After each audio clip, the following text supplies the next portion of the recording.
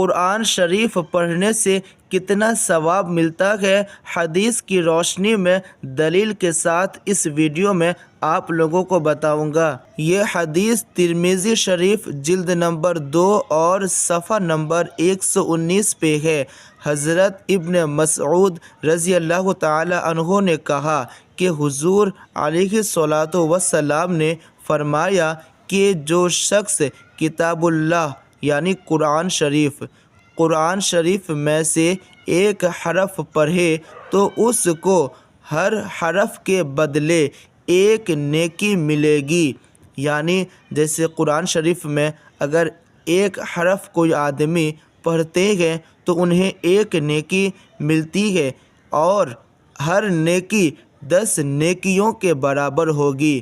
یعنی اگر کوئی آدمی قرآن پڑھتا ہے، ایک حرف اگر پڑھے تو اس سے ایک نیکی ملتی ہے، اور وہ ایک نیکی 10 نیکیوں کے برابر ہے۔ میں الف لام میم کو ایک حرف نہیں کہتا، بلکہ الف ایک حرف ہے، لام ایک حرف ہے اور میم ایک حرف ہے۔ یعنی ایک حرف میں ایک نیکی ملتی ہے، اور وہ ایک نیکی 10 نیکیوں کے برابر ہے۔ حضرت انس رضی اللہ تعالی عنہ نے کہا کہ حضور علیہ الصلوۃ والسلام نے فرمایا کہ ہر چیز کا دل ہے، اور قرآن کا دل سورہ یاسین ہے۔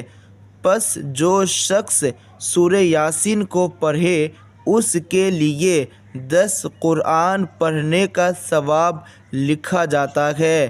یعنی جو شخص سورہ یاسین کو ایک بار پڑھتا ہے تو 10 قرآن پڑھنے کا ثواب انہیں دیا جاتا ہے۔ حضرت معقل بن یسار مزنی رضی اللہ تعالی عنہ سے روایت ہے کہ نبی کریم علیہ الصلوۃ والتسلیم نے فرمایا کہ جس شخص نے محض یعنی صرف خدا کی خوشنودی حاصل کرنے کے لیے، یعنی رب پاک کو خوش کرنے کے لیے سورہ یاسین کو پڑھا تو اس کے اگلے گناہ معاف کیے جاتے ہیں، تو اس سورہ کو تم لوگ اپنے مردوں کے پاس پڑھا کرو، یعنی قبرستان میں بھی پڑھا کرو۔ تو نبی پاک نے فرمایا کہ جو صرف اللہ کی خوشنودی کے لیے سورہ یاسین کو پڑھتا ہے تو اس کے اگلے یعنی جو گناہ وہ کر چکے ہیں اگلے گناہ معاف کیے جاتے ہیں۔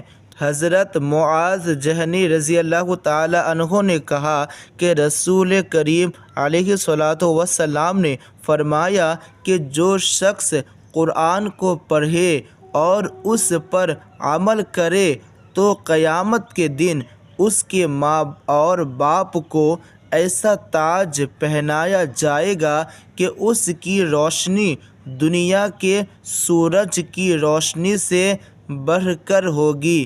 یعنی جو قرآن کو پڑھے اور اس پر عمل کرے تو ان کے ماں باپ کو قیامت کے دن ایسا تاج پہنایا جائے گا کہ اس کی روشنی دنیا کے سورج کی روشنی سے بڑھ کر ہوگی، جبکہ سورج کو اتنا قریب فرض کر لیا جائے کہ گویا تمہارے گھروں میں اتر آیا ہے۔ پھر تم سمجھ سکتے ہو کہ جب ماں باپ کا یہ مرتبہ ہوگا تو اس شخص کا کیا درجہ ہوگا جس نے قرآن کریم پر عمل کیا۔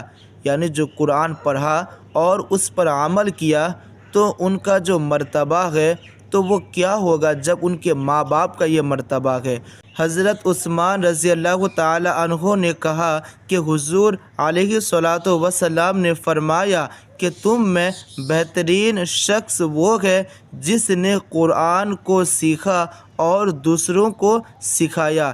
یعنی نبی پاک نے فرمایا کہ تم میں سے بہترین آدمی وہی ہے جو قرآن کو سیکھا اور دوسروں کو سکھایا۔ تو اس لیے قرآن اگر آپ پڑھنا نہیں سیکھے ہیں تو سیکھیں، اور اگر سیکھ گئے ہیں تو دوسروں کو بھی سکھائے تاکہ آپ بہتر آدمی ہو سکے۔ نبی پاک نے فرمایا کہ بہترین آدمی وہ ہے جو قرآن سیکھے اور دوسروں کو سکھائے۔